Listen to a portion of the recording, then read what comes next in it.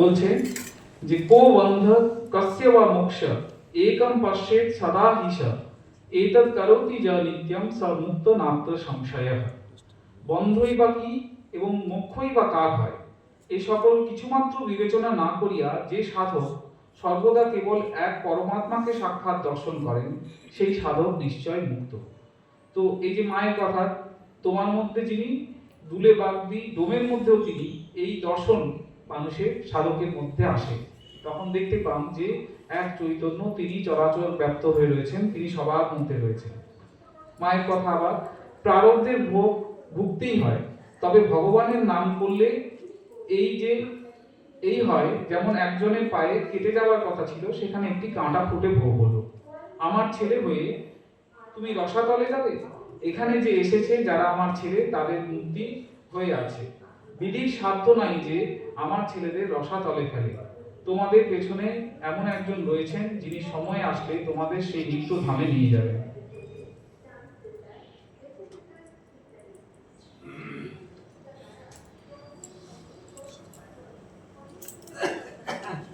মায়ের কথা বলছেন, বিষয় বলতে এখন এই যে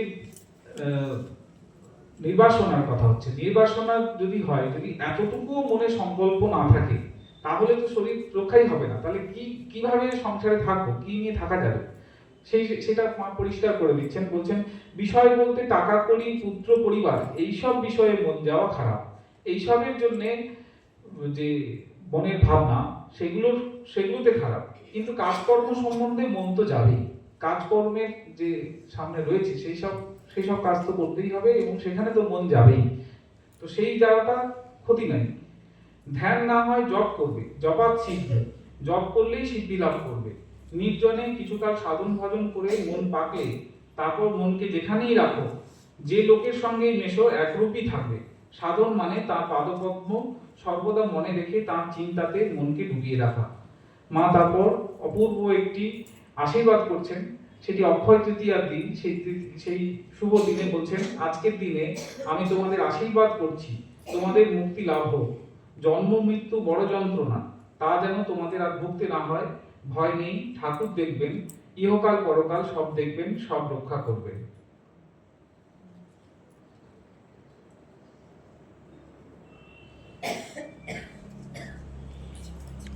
জ্ঞান মহারাজকে মা বলছেন যে শরণাগতির কথা, সেই কথা বলতে গিয়ে বলছেন যে মায়ের অনেকগুলি বিড়াল ছিল, সেই বিড়ালগুলিকে জ্ঞান মহারাজ মাঝে মাঝে প্রহার করতেন। তো মা অনেকবারই জ্ঞান মহারাজকে বিভিন্ন ভাবে বলেছেন যে আমি তার মধ্যেই আছি, তাদেরকে তুমি এরকম অত্যাচার করো না ইত্যাদি। তো এখানে প্রসঙ্গটা ওরকমই, বিড়ালগুলিকে জ্ঞান মহারাজ হয়তো মেরেছেন। তারপরে মা বলছেন যে চুরি করা তো ওদের ধর্ম বাবা, কে আর ওদের আদর করে খেতে দেবে। বিড়ালগুলোর জন্য চাল নেবে, যেন কারো বাড়ি না যায়, তাহলে লোকে গাল দেবে। বিড়ালগুলোকে মেরো না, ওদের ভেতরেও তো আমি আছি। তারপরে মা বলছেন একদিন তিনি নিজে লাঠি তুলে শাসন করতে গেছেন, আর সে বিড়ালটি মায়ের পায়েই আশ্রয় নিয়েছে। তখন বলছেন না যে কি এরকম এমন করে আশ্রয় নিয়েছে, ওকে এখন মারি কি করে বলো। তারপর ঠাকুরের কথা বলছেন যে একবার কামার পুকুরে জ্যৈষ্ঠ মাসের দিন বৈকালে খুব বৃষ্টি হয়ে মাঠ সব জলে উপচে গেছে। ঠাকুর ডোমপাড়ার কাছে নিচু সদর রাস্তা দিয়ে এতখানি জল ভেঙে মাঠে শৌচে যাচ্ছেন। একটি মাগুর মাছ ঠাকুরের পায়ে পায়ে কেবল ঘুরছে। তাই দেখে তিনি বলছেন, এটিকে মারিস নে রে, এটি আমার পায়ে পায়ে শরণাগত হয়ে কেমন ঘুরছে। কেউ যদি পারিস তো একে পুকুরে ছেড়ে দিয়ে আয়।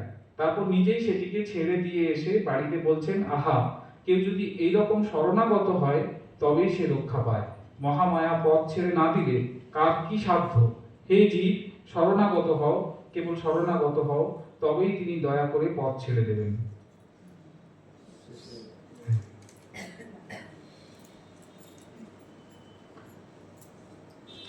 আমরা মোটামুটি দেখলাম যে মায়ের নির্বাসনার কথা কতবার বলছেন, কত সেখানে আমাদের জোর দিচ্ছেন। শেষে যেটা যে বলছেন মায়ের যে শেষ বাণী, সেই বাণীটি সেটিও কিন্তু এর সাথে সম্পর্কিত। যখন আমরা নিজেদেরকে আলাদা দেখি, নিজেদেরকে আমি আমার গণ্ডিতে দেখি, তখনই কিন্তু আমাদের চোখে অপরের দোষ প্রতিভাত হয়। তাই যখন আমি আমার এই ভাব যত কমে যায়, তত দোষ দৃষ্টিও আমাদের কমে যায়। তাই মায়ের সেই শেষ উপদেশ, মা বলছেন, আহ, এটি এটি হচ্ছে দেহ যাইবার 5 দিন বাকি আছে, জনৈক স্ত্রী ভক্ত দেখিতে আসিয়াছেন, ভিতরে যাইতে নিষেধ করাতে তিনি ঠাকুর ঘরের দুয়ারেই বসিয়াছিলেন। মা তাকে দেখিয়ে কাছে ডাকলেন। তো সে কেঁদে বলছে, মা আমাদের কি হবে? চির করুণাময়ী অভয় দিয়া ধীরে ধীরে ধীরে ধীরে ক্ষীণ কণ্ঠে বলিলেন, ভয় কি? তুমি ঠাকুরকে দেখেছ, তোমার আবার ভয় কি? একটু পরে আবার ক্ষীণ কণ্ঠে থামিয়া থামিয়া বলিলেন, তবে একটি কথা বলি, যদি শান্তি চাও মা, কারো দোষ দেখো না, দোষ দেখবে নিজে। জগৎকে আপনার করে নিতে শেখো, কেউ পর নয় মা, জগৎ তোমার। জীবন মুক্তি গীতার একটি শ্লোক, চিন্ময়ম ব্যাপিতম সর্বম আকাশম জগদীশ্বরম সংস্থিতম সর্বভূতানাম জীবন মুক্ত স উচ্যতে। সমস্ত আকাশের পরিব্যাপ্ত যে চৈতন্য স্বরূপ জগদীশ্বর, তাহাকে যিনি সমুদয় জীবের অন্তরাত্মা বলিয়া জানিয়াছেন, তিনি জীবন মুক্ত বলিয়া কথিত হন। শ্রী শ্রী মাকে, শ্রী শ্রী ঠাকুরকে, স্বামীজিকে প্রণাম জানাই এবং আমাদের সকলকে নির্বাসনা এবং শুদ্ধা ভক্তি দিন, এই প্রার্থনা জানিয়ে আমার কথা শেষ করছি। ধন্যবাদ।